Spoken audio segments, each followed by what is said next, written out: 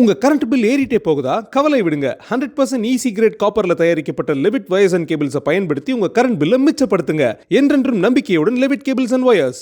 Sir, தொடர்ந்து டெல்லியில் விஜய் தொடர்பான விஷயங்கள் பரபரப்பாக பல்வேறு விஷயங்கள் சொல்லிட்டு இருக்கிறாங்க. குறிப்பாக அவர் அரசியலில் ஓய்வெடுக்க வைக்க பார்க்குறாங்க அப்படின்னு ஒரு பக்கம், இன்னொரு பக்கம் அவர் படத்தை முடக்கிறாங்க, அவருடைய கெரியரை க்ளோஸ் பண்ணிட்டாங்க. இந்த மாதிரி பல தகவல் போயிட்டு இருக்குது. இப்போ டெல்லியில் அந்த விசாரணை முடிஞ்சிருக்கு அப்படின்னு சொல்கிறாங்க. ஏன் ட்ரம்ப்காரனா விஜய் ஏன் இவ்வளோ ஃபோர்ஸ் பண்ணுறாங்க, இவ்வளோ அழுத்தம் கொடுக்குறாங்கன்னா ரெண்டு விஷயம். அவங்க என்ன பிளான் பண்ணியிருக்காங்கன்னு தெரியல. ஒரு விஷயம் என்னன்னா, விஜய் அவங்க என்ன பண்ணுறாங்கன்னா ஓட் ஸ்பாய்லராக தான் நிப்பாட்டுறாங்க. தமிழ்நாட்டில் ஓட் ஸ்பாய்லராக விஜய் நிப்பாட்டுறப்போ விஜய் என்ன பண்ணுறாருன்னா, இப்போ எடப்பாடி பழனிசாமியோ மற்ற தலைவர்களோ திமுகவை இவ்வளோ எதிர்த்து அரசியல் பண்ணல. அப்போ அந்த திமுக எதிர்ப்பு அரசியல் விஜய் பண்ணோன்னே திமுக வாக்குகளை பிரிச்சுட்டாரு. இப்போ என்னடா தேசிய ஜனநாயக கூட்டணிக்குள்ள இருக்கக்கூடிய ஒரு மெயின் பார்ட்டிக்கு ஓட்டு பிரியுது, நமக்கு ஒரு பெரிய டேஞ்சரா இருக்கு அப்படின்னு ஒரு விஷயத்தை பண்றாங்க. அப்போ என்ன பண்றாங்க, விஜய் அதிமுக கூட்டணி, திமுக கூட்டணி, விஜய் நாம் தமிழர் 4 முனை போட்டி போட்டா கண்டிப்பாக திமுக மிகப்பெரிய வெற்றி பெறும். அதனால அவரை வழக்கு போட்டுருக்காங்க, நெருக்கடி பண்றாங்க, படத்தை முடக்குறாங்க பாத்தீங்களா அப்படிங்கிற ஒரு அனுதாபத்தை கிரியேட் பண்ணி திமுக வாக்குகளே இந்த பக்கம் டைவர்ட் பண்ணி கொடுக்குற வேலையை அதை பண்றாங்க. இது முழுக்க முழுக்க திட்டமிட்டு நடத்தப்படக்கூடிய ஒரு நாடகம். குற்றப்பத்திரிகை சார்ஜ் ஷீட் ஃபைல் பண்றது மட்டும்தான் பாக்கி. அந்த சார்ஜ் ஷீட் தான் இந்த தமிழ்நாட்டு 2026 சட்டமன்ற தேர்தலுக்கான ட்ரம்ப் கார்டாக பயன்படுத்த போது. அது யாருக்கு பயன்படுத்த போறாங்க அப்படிங்கறத வெயிட் பண்ணி தான். HiQE campus NEET crash 2026 revision attack. எங்க டீச்சர்ஸ் உங்க டைம்ல இந்தியா ரேட்ல. உடனே ஜாயின் பண்ணுங்க. வெறும் ரூபாய் 4720 மட்டுமே. ஆகாயம் தமிழ் நண்பர்களுக்கு அன்பு வணக்கம். நம்முடன் மூத்த பத்திரிகையாளர் திரு சுபைரன் இருந்திருக்கிறார். வணக்கம் சார். வணக்கம் சார். தொடர்ந்து டெல்லியில் விஜய் தொடர்பான விஷயங்கள் பரபரப்பாக பல்வேறு விஷயங்கள் சொல்லிட்டு இருக்கிறாங்க. குறிப்பாக அவர் அரசியலில் ஓய்வெடுக்க வைக்க பார்க்குறாங்க அப்படின்னு ஒரு பக்கம், இன்னொரு பக்கம் அவர் படத்தை முடக்கிறாங்க, அவருடைய கெரியரை க்ளோஸ் பண்ணிட்டாங்க. இந்த மாதிரி பல தகவல் போயிட்டு இருக்குது. இப்போ டெல்லியில் அந்த விசாரணை முடிஞ்சிருக்கு அப்படின்னு சொல்கிறாங்க. அவருடைய அரசியலுக்கு இனிமேல் எதிர்காலம் இருக்குமா? இல்லை, அரசியலுக்கு எதிர்காலம் இருக்குமா இல்லைங்கிறது நம்ம ஜோசியை பார்த்துலாம் சொல்ல முடியாது. கிளி சீட் எடுத்து போட்ட மாதிரி சொல்ல முடியாது. அரசியலில் நெருக்கடி வருவது என்பது சகஜம். அதை எப்படி சமாளித்து அரசியல் பண்ணுறாங்க, அதிலிருந்து தான் ஒரு தலைவர் உருவாகுவார். அரசியல் கட்சி யாரெல்லாம் ஆரம்பிக்கலாம். நீங்கள் காசு வச்சுருந்தீங்கன்னா லெட்டர் பேடாக அடிச்சுக்கிட்டு தேர்தல் ஆணையத்தில் போய் நீங்கள் கட்சி ரிஜிஸ்டர் பண்ணி போகலாம். அந்த கட்சியை நீங்கள் எப்படி கொண்டு போகிறீங்க? உங்களுக்கு ஒரு மாஸ் இருக்குது. விஜய்ங்கிற ஒரு நடிகருக்கு மக்கள் ஒரு அறியப்பட்ட முகமாக இருக்கிறார். அதுக்கு ஒரு பெரும் கூட்டம் கொடுத்து ரசிகர் பலமும் இருக்குது. அதை வச்சு ஒரு கட்சி ஆரம்பிக்கிறீங்க. ஒரு பிரச்சனையை எப்படி ஃபேஸ் பண்ணுறீங்க? ஒரு பிரச்சனையின் அடிப்படையில் தான் ஒரு தலைவர் உருவாவார். அண்ணாவை இப்போ காரணம் சொல்கிறார். 64 திரும்பி வருது, 77 திரும்பி வருதுன்னு திரும்ப சொன்னாலும் அண்ணாவும் எம்ஜிஆரும் மிகப்பெரிய ஒரு போராட்டத்துக்கு பிறகு வந்தாங்க. ஒரு சிக்கல்களை சந்திச்சாங்க. அண்ணா பல முறை சிறைச்சாலைக்கு போயிருக்கிறார். எம்ஜிஆர் கட்சி ஆரம்பிச்சுட்டு கட்சியை ரன் பண்ண முடியாமல் 71லேருந்து 77 வரைக்கும் ஆட்சிக்கு வர்ற வரைக்கும் 71ல் கட்சி ஆரம்பிக்கிறார். 73ல் இடைத்தேர்தல் வருது. இடைத்தேர்தலாம் மிகப்பெரிய ஒரு போராட்டத்திற்கு பிறகு தான் இடைத்தேர்தலை சந்திக்கிறார். இடைத்தேர்தல் தான் அந்த இரட்டை இலை சின்னத்தை வச்சுட்டு முதல் முறையாக நிற்கிறாங்க. அப்படி இருக்கும்போது ஒரு பெரிய போராட்ட களத்திலிருந்து தான் அவங்க தலைவர்கள் உருவாகி வர்றாங்க, பக்குவப்பட்டு வர்றாங்க. விஜய்க்கு நடந்த சம்பவங்கிறது 2 சம்பவம். ஒன்று கரூரில் நடந்த அந்த ஒரு சம்பவம், அதில் அவர் ரியாக்ட் பண்ண விதம். கரூரில் அவர் கண்ணு முன்னாடி இறந்து போகிறாங்க. அங்கே அவர் அரசியல் பண்ணக்கூடிய இடம் அது. அந்த அரசியல் பண்ண வேண்டிய இடத்த மிஸ் பண்ணிட்டார். தன் பார்க்க வந்த ஒரு 41 பேர் இறந்து போயிட்டாங்க. போலீஸ் தரப்பில் என்ன பண்ணுவாங்கன்னா, எந்த நிகழ்ச்சியாக இருந்தாலுமே சம்மந்தப்பட்ட ஆட்களை, சம்மந்தப்பட்ட செலிபிரிட்டிஸை, விஐபிஸை முதல்ல அங்கேருந்து அப்புறப்படுத்த பார்ப்பாங்க. ஏன்னா வேறு ஏதாவது ஆயிடக்கூடாது. ஆனால் அடுத்த நாளோ அன்றைக்கி நைட்டோ கூட அந்த இடத்துலேருந்து இவர் திருச்சியிலேருந்து கூட அவர் அந்த அரசியலை பண்ணியிருக்கலாம். நான் போக மாட்டேன், நான் இங்கே தான் இருப்பேன், என்னை பார்க்க இறந்து போயிட்டான் அப்படி நடு ரோட்டில் உட்காந்துதான்னு வச்சுங்களேன். அது ஒரு பெரிய இஷ்யூவாக இருக்கும். அவர் பொலிட்டிக்கல் கெயின் ஒட்டுமொத்தமாக அள்ளியிருப்பார். இவர் என்ன பண்ணுறாரு, பயந்துக்கிட்டு வீட்டுக்குள்ளே போய் உட்காந்துக்கிட்டு 2 நாள் கழித்து வீடியோ போட்டு அதை வேறு மாதிரியான ஹேண்டில் பண்ண விஷயங்கிறது எல்லாருக்குமே அவர் மேல் உள்ள ஒரு நம்பகத்தன்மை எல்லாம் போச்சு. இப்போ ஜனநாயகன் படத்துக்கு வரணும். ஜனநாயகன் படத்துக்கு அவருக்கு திட்டமிட்டே அவருக்கு ஒரு நெருக்கடி கொடுக்க போகிறாங்கிறது வெட்ட வெளிச்சமாக தெரியுது. எல்லாருக்குமே தெரியுது. அப்போ நீங்கள் அதை எதிர்த்து பேசணுமா இல்லையா? குறைந்தபட்சம் அதை எதிர்த்து அரசியல் பண்ணாட்டியும் கூட குறைந்தபட்சம் அந்த ரசிகர்களுக்காக ஆறுதல் சொல்லணும்ல. அவன் 9ஆம் தேதி படம் ரிலீஸ் ஆகலன்ட்டு டிக்கெட் புக் பண்ணுறான், ஆவலோடு எதிர்பார்த்துட்டு இருக்கிறான். ஒரு ஏமாற்றமாயிருது, சோர்வாயிடுறான். அந்த சோர்வாகக்கூடிய அந்த ரசிகர்களை உற்சாகம் வச்சுருக்கணும்ல. படம் தானே விடுங்க, ஜனநாயகன் திரையில் வராட்டி நேரில் வரேன் நான் அப்படின்னு அவங்களை உற்சாகப்படுத்தக்கூடிய வேலை செஞ்சு அதுவும் அவரும் பண்ணல. ஆனால் விஜய் ரசிகர் இன்ன வரைக்கும் என்ன சொல்லிட்டு இருக்காங்க அப்படின்னு பார்த்தீங்கன்னா, அது திமுகவுடைய சதி தான் அப்படின்றாங்க. ஆனால் பாஜகன்றது அவங்க வாயில் வரவே மாட்டேது. முழுக்க திமுகவுடைய குற்றமாக சிந்திக்கும் திறனை இழந்தவர்கள் சுயமாக பெரியாருடைய கொள்கை தலைவர் ஃபோட்டோ வச்சுருக்காங்க. பெரியார் என்ன சொல்லியிருக்காரு, நான் சொன்னாலும் நீ சொன்னாலும் எந்த சாஸ்திரம் சம்பிரதாயம் சொன்னாலும் உனக்கு அறிவுக்கு எட்டாத பண்ணாதரா அப்படின்னு பெரியார் சொல்லியிருக்காரு. நீங்கள் பெரியார் கொள்கை தலைவராக வச்சுட்டு அதுக்கு சம்மந்தமே இல்லாத ஒரு வேலையை பண்ணிட்டு இருக்கீங்க.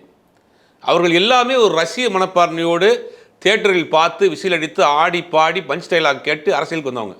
அவர்கள் கொள்கையோ கோட்பாடோ எந்த பிடிமானமோ தைரியமோ இல்லை, விஜய்க்கே இல்லை அப்படிங்கிறதா உண்மை. அப்போ விஜய்க்கு எதிரி வந்து திமுக தான். இவர் அப்படி ஒரு கட்டமைப்பு உருவாக்கிட்டார். விஜய்க்கு எதிரி திமுக தான், எல்லாமே திமுக தான் செய்யுது.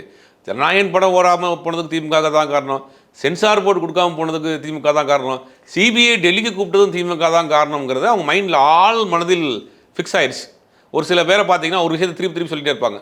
வெள்ளிக்கிழமை சாயங்காலம் 5 மணிக்கு மழை வரும், வெள்ளிக்கிழமை அந்த மாதிரி இவங்களுக்கு எல்லாமே திமுகன்னு அது வந்து மைண்டில் ஆள் மனதில் வந்து பதிஞ்சிருச்சு.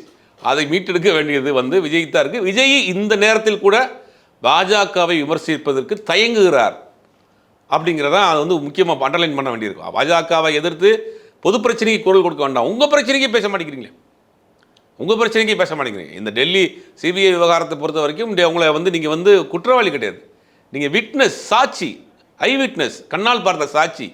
எப்படி அங்கே இருக்கக்கூடிய கடை வச்சுருக்கவங்கள்ட்ட விட்னஸை பதிவு பண்ணாங்களோ, அங்கே இருக்கக்கூடிய வீட்டில் இருக்கக்கூடிய ஆட்கள்கிட்ட விட்னஸை பதிவு பண்ணாங்களோ, அதே மாதிரி நீங்கள் ஒரு விட்னஸ் சம்மன் தான் உங்களுக்கு அனுப்பப்பட்டிருக்கு. அப்படிங்கும் போது அவரை உங்கள் வந்து அங்கே வந்து பதிவு பண்ணியிருக்கலாம் விட்னஸை, இல்லை சென்னையில் இருக்கக்கூடிய சிபிஐ ஆஃபீஸ்க்கு வர சொல்லி அவரை பதிவு பண்ணியிருக்கலாம். 2 நாள் டெல்லிக்கு வர சொல்லி அதை ஒரு செய்தியாக்கி அதை ஒரு பரபரப்பாக்கி ஒரு விஷயத்தை பண்ணுறாங்க அப்படின்னா, திரும்பவும் சொல்கிறோம், பாஜகவை தான் விஜயை இயக்குறது. பாஜக வளர்க்கக்கூடிய ஒரு கட்சி தான் டிவிகே. அவர்கள் நினைத்தது ஒன்று, இப்போ நடந்தது ஒன்று. இப்போ தான் சிக்கல். அதாவது நீங்கள் பாஜக தான் அவர் வந்து இயக்குது அப்படின்னு சொல்றீங்க. ஆனால் இப்போ அவருக்கு அழுத்தம் தரக்கூடிய நீங்கள் லயலாமெண்ட்டை கேட்டிங்கன்னா எச்சினோத்தை இயக்குன்னு சொல்லுவாப்புல, நான் என்கிட்ட கேட்டால் பாஜக தான் இயக்குன்னு நான் சொல்வேன். முழுக்க தரப்படக்கூடிய அழுத்தம் எங்கேருந்து வருதுன்னு பார்த்தீங்கன்னா பாஜக தரப்புலேருந்து வருதா தான் சொல்லப்படுது. அப்படிங்கும்போது தனக்கு ஆதரவாக இருக்கக்கூடிய நபருக்கு இதுதான் ஒரு நரேஷன். இந்த நரேஷன் தான் பண்ணுறாங்க. இப்போ விஜயை பற்றி எல்லாம் தெரியும், தான் பிரச்சனைக்கு பேச மாட்டார், தான் பார்க்க வந்து 40 பேர் இறந்து போனாலும் அதை பற்றி பேச மாட்டார், செலக்டாக தான் மக்கள் பிரச்சனைக்கே பேசுவார். திருப்பரங்குன்ற விஷயத்துக்கு பேச மாட்டார், கவின் கொலை பற்றி பேச மாட்டார், அவருக்கு செலக்டாக தான் பிரச்சனைகளே பேசுவார். ஒன்றிய அரசு கொண்டு வரக்கூடிய எந்த திட்டத்தையும் பேச மாட்டார். அப்படி உள்ள ஒரு நபர், பயந்த சுபாவம் உள்ள நபர், மத்திய மாநில அரசை எதிர்த்து ஒரு அரசியல் கட்சி ஆரம்பிக்கிறதுங்கிறது வாய்ப்பே இல்லை. அப்போ பாஜக தான் இவரை உருவாக்கி ஓட் ஸ்பாய்லராக இவரை பயன்படுத்த நினச்சாங்க. இப்போ ஏன் இதுதான் முக்கியமான மேட்ரு. விஜய் என்ன பண்ணுறாங்கன்னா, தமிழ்நாட்டில் ஒவ்வொரு தேர்தலுக்கும் ஒருத்தர் இறக்குவாங்க. கமலஹாசன் இறக்குவாங்க, ரஜினிகாந்த் ட்ரை பண்ணாங்க, ஓட்டுகளை சிதறடிக்கிற வேலையை. கமல் திமுக கூட்டணி போயிட்டு அந்த எலெக்ஷன் முடிஞ்சோடனே இதே விஜய் நாளைக்கு திமுக கூட சேர்றதுக்கு வாய்ப்பு இருக்குது. தேர்தல் முடிஞ்ச ஒரு கேம்பெயின் மாதிரி பண்ணுவாங்க. இந்த தேர்தலில் உங்கள் விஜய், ஓட்டை பிரிக்கிறதுக்கு இந்த தேர்தலில் உங்கள் விஜய். ரஜினி வர மாதிரி இருந்தார் போயிட்டார். அப்போ ஒவ்வொரு தேர்தலையும் ஒருத்தர் கரெக்டாக நீங்கள் பார்த்தீங்கன்னா ஒரு தேர்தலில் ஒரு அரசியல் ஒரு செலிபிரிட்டி கட்சி ஆரம்பிப்பார். கமலஹாசன் கட்சி ஆரம்பிப்பார். ரஜினிகாந்த் மிஸ் ஆனதுக்கு தான் கமலஹாசன் வந்தாங்க. சரத்குமார் வந்தார். அவர் ரொம்ப நாளாக வச்சிருக்காரு கட்சி வச்சிருக்காரு. திமுகவில் இருந்தவர் தான் அவர். அவருடைய ட்ராவல் வந்து ஆரம்பமே திமுகவில் எம்பியாக இருந்தார். அதுக்கு வந்தார்னு வச்சுங்க. ஒரு பெரிய செலிபிரிட்டிஸ் என்ன பண்ணுவாங்கன்னா, முதல்ல ரஜினிகாந்த் ட்ரை பண்ணுறாங்க, ரஜினி மிஸ் ஆனே கமல் ஆரம்பிக்கிறார். இந்த தேர்தலில் என்ன போச்சு, அந்த எலெக்ஷன் முடிஞ்சுன்னா அவரை வந்து இது பண்ணுறாங்க. கொங்கு பகுதிகளில் பல இடங்களில் பாஜக அதிமுக ஜெயிப்பதற்கு கமல் பிரித்த வாக்குகள் தான் முக்கிய காரணம். கமல்ஹாசன் பிரித்த வாக்குகள் தான். வானதி சீனிவாசன் ஜெயிச்சதுக்கு காரணமே கமல்ஹாசன் பிரித்த ஓட்டு தான். இல்லைன்னா திமுக ஜெயிச்சிருக்கும். அப்படி ஒவ்வொரு தேர்தலையும் ஒரு ஸ்பாய்லர் இறக்குவாங்க. ரஜினிகாந்த் இறக்க பார்த்தாங்க, அவர் ட்ரை பண்ணாங்க, அவர் முடியலன்னு போயிட்டார். கமல்ஹாசன் இறக்குனா இந்த தேர்தலுக்கு என்ன பண்ணுறாங்கன்னா விஜய் இறக்குறாங்க. அவங்க இந்த 2024 நாடாளுமன்ற தேர்தலுக்கு விஜய் ட்ரை பண்ணாங்க. ஆனால் விஜய் கொஞ்சம் எனக்கு ஷூட்டிங்லாம் முடிச்சுட்டு வரேன், இந்த கேம்பெயினை வந்து ஒரு 6 மாதம் தள்ளி வச்சுங்க, ஜனநாயகம் முடிச்சு அடுத்த படம் முடிச்சுட்டு வரேன்ட்டு வந்துட்டார். அப்போ இவங்க தான் உருவாக்குறாங்க, இவங்க தான் பக்கபலமாக இருக்கிறாங்க. ஒரு மத்திய உள்துறை அமைச்சரை உட்கார வைத்துக்கொண்டு தமிழ்நாடு பாஜக தலைவர் இந்த 41 பேர் பழிக்கு வந்து செந்தில் பாலாஜி காரணம்னு பேசுகிறார் மேடையில். அப்போ எந்த அளவுக்கு இவர்கள் சப்போர்ட்டர் இருக்கான்னு பார்க்கணும். மேடையில் பேசுகிறார். இந்தியாவுடைய உள்துறை அமைச்சர் உட்கார வச்சுக்கிட்டு தமிழ்நாட்டுடைய பாஜக தலைவர் செந்தில் பாலாஜி தான் ஓப்பனாகவே சொல்கிறார், விசாரணை நடந்துக்கிட்டு இருக்கு, குற்றப்பத்திரிக்கை ஒன்றும் பதிவு பண்ணப்படலை. அப்படி இருக்கிறப்ப பொறுப்புள்ள ஒரு நபர் வந்து ஒரு அரசியல் கட்சி தலைவருடைய பேரை சொல்கிறார். அப்போ எந்த அளவுக்கு இவருக்கு சப்போர்ட் பண்ணுறாங்கன்னு பார்க்கணும். இதே குரலை தான் வந்து விஜய்னு சொல்கிறார். இப்போ இந்த சம்பவம் நடந்து போச்சு, இவருக்கு டெல்லிக்கு போனார், முதல் முறை போனார், பொங்கல் லீவு கேட்டு வந்தார், 2வது முறை போனார், முதல் நைட்டே போனார், அடுத்த நாள் போனார்னு வச்சுங்க. விசாரணையை பொறுத்த வரைக்கும் இவர் பல கேள்விகள் கேட்டப்பட்டிருக்கு.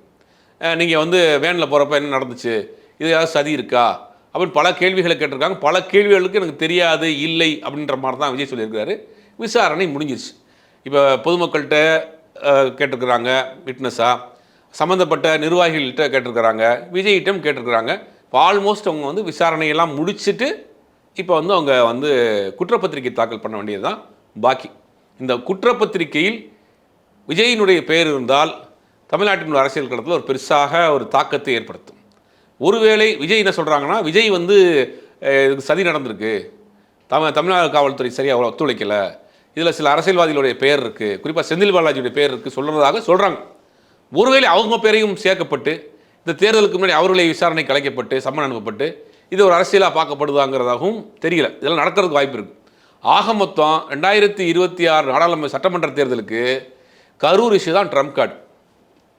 முடிஞ்சு வச்சா அவங்களுக்கு திமுகவுக்கு எதிராகவும் டிவிக்கு எதிராகும். இப்போ அப்படியே வாங்க, ஏன் ட்ரம்ப் கார்டுனா விஜய் ஏன் இவ்வளோ ஃபோர்ஸ் பண்ணுறாங்க, இவ்வளோ அழுத்தம் கொடுக்குறாங்கன்னா 2 விஷயம். அவங்க என்ன பிளான் பண்ணியிருக்காங்கன்னு தெரியல. ஒரு விஷயம் என்னென்னா, விஜய் அவங்க என்ன பண்ணுறாங்கன்னா ஓட் ஸ்பாய்லராக தான் நிப்பாட்டுறாங்க. தமிழ்நாட்டில் ஓட் ஸ்பாய்லராக விஜய் நிப்பாட்டுறப்போ விஜய் என்ன பண்ணுறாருன்னா, பாஜகவை எதிர்த்து அரசியல் பண்ணாதான், ஒன்றிய அரசை எதிர்த்து அரசியல் பண்ணாதான், மதவாத அரசியலை எதிர்த்து பண்ணாதான் திமுக ஓட்டு இவருக்கு இதாகும், இந்த பக்கம் வரும். இவர் என்ன பண்ணுறாருன்னா திமுக எதிர்ப்பு அரசியல் பண்ண ஆரம்பிச்சிட்டார். பாஜக எதிர்ப்பு அரசியலுங்கிறது தமிழ்நாட்டில் பெரும்பாலான ஒரு ஒரு வெற்றிகரமான ஒரு ஃபார்முலா. மதவாத எதிர்ப்பு அரசியல், பாஜக எதிர்ப்பு அரசியல், ஒன்றிய அரசு எதிர்ப்பு அரசியல், மாநில உரிமைகள் சார்ந்த அரசியலுங்கிறதுலாம் ஒரு ஸ்டாண்டர்டாக இருக்கும். இதை வந்து என்ன பண்ணுறாருன்னா விஜய் கையில் எடுக்கவே இல்லை. இவர் நேரடியாக திமுக அட்டாக் தான் போகிறாரு. அப்போ ஒரு கட்டத்துக்கு மேலே என்னாச்சுன்னா, சமீப காலமாக அந்த அம்மா ஜெயலலிதாவுக்கு பிறகு அதிமுகவுக்குள்ள ஒரே கொள்கை தான். திமுகவுக்கும் அதிமுகவுக்கும் கொள்கை ரீதியாக வேறுபாடு கிடையாது. ஆனால் திமுகவுக்குள்ள போட்டி என்னென்னா, திமுகவுக்கு அதிமுக பிடிக்காது, அதிமுக திமுக பிடிக்காது. மற்றபடி இவங்களுக்குள்ள எந்த விதமான வேறுபாடும் கிடையாது. அப்போ அந்த மாதிரி ஜெயலலிதா இருக்கிற வரைக்கும் திமுகவை தான் வந்து அவர் வந்து நம்ம டார்கெட் பண்ணுவாங்க. தீய சக்திம்பாங்க, அந்த கட்சி நிர்வாகிகளை பற்றி பேசுவாங்க. கடுமையான போட்டினா இருமுனை போட்டியாகவே இருக்கும் தமிழ்நாட்டில். ஒரு பக்கம் ஜெயலலிதா, ஒரு பக்கம் கலைஞர் அப்படிங்கிற போட்டி வந்து இருமுனை போட்டியாக இருக்கும். அப்போ இந்த பக்கம் இருக்கிற ஆட்கள்லாம் யார் இருக்காங்க அப்படின்னா, அதிமுகக்குள்ள இருக்கிற திமுக எதிர்ப்பு ஆட்கள் இங்கே இருக்கிறாங்க. அப்போ விஜய் என்ன பண்ணுறாருன்னா, திமுக எதிர்ப்பு அரசியலை அதிமுகவை விட சிறப்பாக செய்கிறார். இப்போ எடப்பாடி பழனிசாமியோ மற்ற தலைவர்களோ திமுகவை இவ்வளோ எதிர்த்து அரசியல் பண்ணல. அப்போ அந்த திமுக எதிர்ப்பு அரசியலை விஜய் பண்ணோன்னே திமுக வாக்குகளை பிரிச்சுட்டார். இப்போ என்னடா, தேசிய ஜனநாயக கூட்டணிக்குள்ளே இருக்கக்கூடிய ஒரு மெயின் பார்ட்டிக்கு வந்து ஓட்டு பிரியுது, நமக்கு ஒரு பெரிய டேஞ்சராக இருக்குது அப்படின்னு ஒரு விஷயத்தை பண்ணுறாங்க. அப்போ என்ன பண்ணுறாங்க, விஜய் அதிமுக கூட்டணி, திமுக கூட்டணி, விஜய் நாம் தமிழர் 4 முனை போட்டி போட்டால் கண்டிப்பாக திமுக மிகப்பெரிய வெற்றி பெறும். ஏன்னா எதிர்ப்பு வாக்கு நாளாக பிரியும். அது 4 பக்கம் ஓட்டு பிரியும் போது திமுகவுக்கான ஓட் பேங்க்ங்கிறது சாலிடாக இருக்கும், திமுக கூட்டணி கட்சிகளுக்கான ஓட் பேங்க்ங்கிறது சாலிடாக இருக்கும். அதுவே 35% கிட்ட வருது. அப்படிங்கும்போது அவருடைய வெற்றி வாய்ப்புங்கிறது ரொம்ப தெளிவாக இருக்குது. பாஜக அதான் நினைக்கிறது, நீ திமுக ஓட்டை தான் பிரிக்கணும்னு நினச்சோம், பட் நீ அதிமுக ஓட்டை பிரிச்சுட்ட. அதிமுக 23% அவங்க சொன்னாலும் கூட விஜய் பிரிக்கக்கூடிய மேஜர் ஓட்டு வந்து அதிமுக ஓட்டை தான் பிரிக்கிறார். அதிமுக தலைவர்கள் பல பேர் அந்த பக்கம் போயிட்டு இருக்காங்க. ஜெயசக்தி பிரபாகரன் போயிட்டார், செங்கோட்டையன் போயிட்டார், பல நிர்வாகிகள் போயிட்டு இருக்காங்க. இப்போ அதிமுக பலகீனமாகிட்டு இருக்கு. அப்படிங்கும் போது விஜய் வந்து என்ன பண்ணலாம், இதே மாதிரியான சூழ்நிலையில் தேர்தலை சந்திக்கிற பட்சத்தில் அதிமுக பாஜக தலைமையிலான கூட்டணி ஒரு பின்னடைவு ஏற்படும். அப்போ என்ன பண்ணலாம்னா விஜய் உள்ளே கொண்டு வரலாம் அப்படின்னு ஒரு முடிவு பண்ணுறாங்க. இல்லையா, விஜய் பாஜகவிற்கு திமுக விட எதிரி அப்படிங்கிற ஒரு பிம்பத்தை கட்டமைக்கணும். விஜய் வந்து திமுக விட வந்து பாஜக தான் எதிரி, அதனால் வந்து அவரை வந்து வழக்கு போட்டுருக்குறாங்க, நெருக்கடி பண்ணுறாங்க, படத்தை முடக்கிறாங்க பார்த்தீங்களா அப்படிங்கிற ஒரு அனுதாபத்தை கிரியேட் பண்ணி திமுக வாக்குகளே இந்த பக்கம் டைவெர்ட் பண்ணி கொடுக்குற வேலையை அதை பண்ணுறாங்க. இது முழுக்க திட்டமிட்டு நடத்தப்படக்கூடிய ஒரு நாடகம். ஏற்கனவே பல இடங்கள் நாம் சொல்லியிருக்கோம். இவர் கேட்டவனே ஓய்பிரிவு பாதுகாப்பு கொடுக்குறாங்க, கேட்டவனே வந்து வெளிநாட்டுக்கு போகிறதுக்கு ஃப்ளைட் கிளியரன்ஸ் கொடுக்குறாங்க, கேட்குற எல்லாமே செஞ்சு கொடுக்கக்கூடிய மத்திய அரசு ஜனநாயகன் படத்தை முடக்கி வைத்து என்ன பண்ண போகிறாங்க, ஜனநாயகன் படத்தை முடக்கி வச்சுருக்கிறாங்கன்னு சொல்கிறதே ஒரு நரேஷன். ஏன்னா இந்த படம் வந்து அவங்க சோலோவாக படம் வரணும், 1000 தேட்டர் ரிலீஸ் பண்ணணும்னு முடிவு பண்ணுறாங்க. இது பகவந்த் கேசரி தெலுங்கு படங்கிறது அப்பட்டமாக தெரிஞ்சு போச்சு. அப்போ இந்த படம் வர்றப்போ சீன் பை சீன் எடுத்து போட்டு ட்ரோல் ஆயிரும். அப்போ இந்த படத்தை கொஞ்சம் காலதாமதப்படுத்தி வரலாங்கிறது ஒரு பிளான் அவங்க. இது எல்லாமே திட்டமிட்டு. அப்போ அவங்கள படத்தை ட்ரா பண்ண முடியாது. ஒரே கல்லில் 2 மாங்காய் அடித்த மாதிரினா ஆச்சுன்னா படத்தை வந்து டிலேவாக ரிலீஸ் பண்ணுவோம், அதுக்கு பாஜக தான் காரணம்னு ஒரு நரேஷன் செட் பண்ணுவோம். விஜயை டெல்லிக்கு அழைச்சி இன்னொரு பாயிண்ட் ஆஃப் வியூவில் சில பேர் பேசிகிட்டு இருக்காங்க, இல்லை கூட்டணிக்கு கொண்டு வருவதற்கான முயற்சி. இவ்வளோ ஓப்பனாக பப்ளிக்காக மிரட்டி யாராவது கூட்டணி கொண்டு வருவாங்களா? அது எந்த மாதிரி ரியாக்ஷன் இருக்கும்? இப்போ எல்லாருக்குமே தெரியுது பாஜக விஜய்க்கு நெருக்கடி கொடுக்குறாங்க, படத்தை முடக்கிட்டாங்க, டெல்லிக்கு கூப்பிட்றாங்கன்னு அப்படிங்கிற ஒரு நரேஷன் போய்ட்டு இது நாளைக்கு கூட்டணி சேர்ந்தானு வச்சுங்க, விஜய் மிரட்டி கூட்டு வந்துட்டாங்க பாருங்கப்பா, அந்த ஓட்டு எப்படி அவர் பக்கம் போகும்? அப்போ விஜய் பாஜகவிற்கு எதிரான நபர் தான் அப்படின்னு நம்ப வைக்கக்கூடிய வேலை செய்கிறாங்க. இல்லை, பாஜக பல மாநிலங்கள் இந்த மாதிரியான ஸ்ட்ராட்டஜிலாம் யூஸ் பண்ணியிருக்காங்க, அங்கே ஜெயிச்சு தானே இருக்காங்க. இல்லைங்க, அந்த ஸ்ட்ராட்டஜி வந்து பவன் கல்யாணம் வந்து உடனே வரல. பவன் கல்யாணம் ஏற்கனவே ஒரு தேர்தலை சந்திச்சார், அவர் கொஞ்சம் சோர்ந்து போயிருந்தார், அதுக்கு பிறகு தான் உள்ளே வந்தார். அதுக்கு பிறகு வந்து இவருக்கு 2 பேருக்கு உள்ள எதிரியாக இருக்கிறனால சந்திரபாபு நாயுடு கூட்டணி போட்டு தானே வர்றாரு. சந்திரபாபு நாயுடு கூட கூட்டணி போட்டு தான் வர்றாரு. அதுக்கு முன்னாடி தனியாக தேர்தலை சந்திச்சு ஒரு பெரிய தோல்வி சந்திச்சு ஒரு கேப்புக்கு பிறகு தான் உள்ள சந்திரபாபு நாயுடு கூட்டணி போட்டு வராரு. இவரை பொறுத்த வரைக்கும் இப்போ நேரடியாக வந்து ஓட்டு வந்து இந்த ஓட்டு தானே பிரிக்கிறார். இப்போ முந்தா நாள் வரைக்கும் கொள்கை எதிரி பாஜகன்னு சொல்லிட்டு நாளைக்கு போய் அதோட கூட்டணி ஓட்டு எப்படி நிற்க முடியும்? இது ஒரு தேர்தல் முடிஞ்சிருச்சு, 2026 தேர்தல் முடிஞ்சதுக்கு பிறகு 2029 நாடாளுமன்ற தேர்தல் வருது. அப்போ இவர்களோட கூட்டணி இருந்தால் அது வந்து ஒரு ஒவ்வொரு தேர்தலுக்கும் ஒரு கூட்டணி மாறும், அந்த கணக்கில் போயிடும். இவர் 2026 தேர்தலில் வந்து டிவிகே டிஎம்கே தான் போட்டின்னு சொல்லிட்டு நீங்கள் அதிமுக பாஜக கூட்டணிகளை கூட்டணி வைத்தா எப்படி நம்புவாங்க? அப்போ இந்த நரேஷன் தமிழ்நாட்டில் எடுபடாது. அப்படி ஒரு வேலை செஞ்சாங்கன்னா அது திமுகவுக்கு டபுள் போனஸ், ஈஸியாக ஜெயிச்சு வின் பண்ணிட்டு போயிடுவாங்க. ஏன்னா தமிழ்நாட்டு மக்கள் பார்த்துருப்பாங்க, அப்போ நீயும் நாடகம் தான் போடுறியா அப்படிங்கிற ஒரு மனநிலைக்கு வந்துடுவாங்க. ஒருவேளை அந்த பிளானில் தான் பாஜக இருக்கா அப்படிங்கிறதும் நமக்கு தெரியாது. ஏதோ ஒரு திட்டத்தோடு தான் இந்த வேலையெல்லாம் செஞ்சுட்டு இருக்காங்க. இப்போ டெல்லியில் அவருக்கான விசாரணை முழுவதுமாக முடிந்து விட்டது. எல்லா தரப்பு விசாரணை முடிஞ்சிருச்சு.